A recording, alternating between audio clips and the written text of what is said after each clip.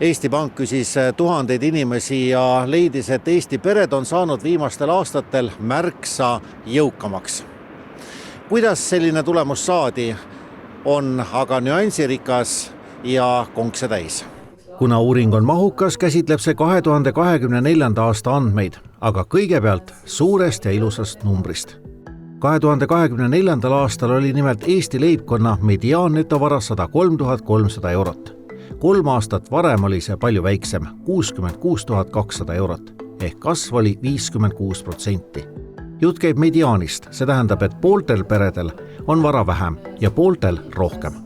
Arvesse lähevad kinnisvara, pensionisambad, hoiused, aktsiad ja muu vara ning sellest lahutatakse laenud ja võlad. Tegelikult üks suur põhjus, miks ta kasvas ja mida tuleb arvesse võtta, on siiski tarbijahindade kasv ehk inflatsioon. Et samal ajavahemikul ehk siis 2021 kuni 2024 tarbijahinnad ka kasvasid päris märkimisväärselt ning tarbijahindade kasv oli 35%. Ja kui me nüüd seda arvesse võtame ja vaatame, et kui palju siis keskmisel perel netovara reaalväärtuses kasvas, siis see oli siiski tagasihoidlikum number, 16%.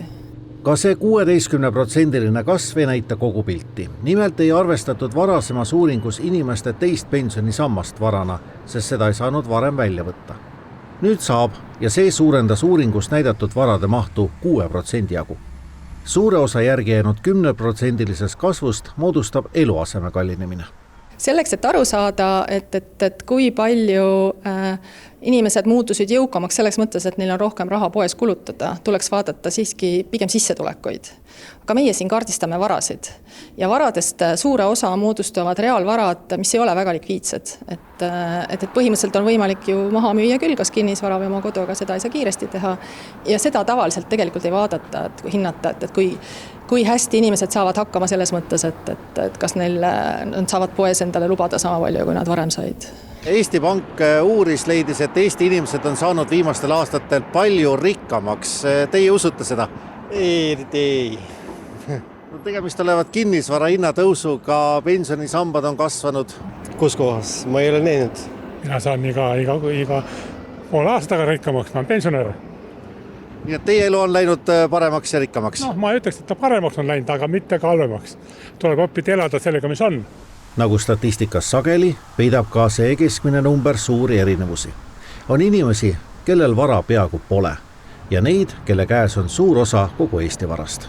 Näiteks 10% kõige vähem jõukatest leibkondadest, neil on väga vähe vara.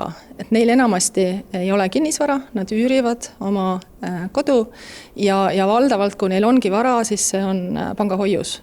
Ja seal on mõni 1000 eurot võib-olla. Ja on ka mõni protsent, 2-3% leibkondadest, kellel netovara on negatiivne, mis tähendab, et neil rohkem kohustusi kui varasid. Nii et ütleme jah, siis alumine kümnendik on selline, kellel praktiliselt vara ei ole. Ja see vastu siis ülemine kümnendik on see, kellel on päris palju jõukust ja kui me vaatame näiteks ülemist 5%, siis keskeltläbi nad on Eestis omanud umbes 40% varadest.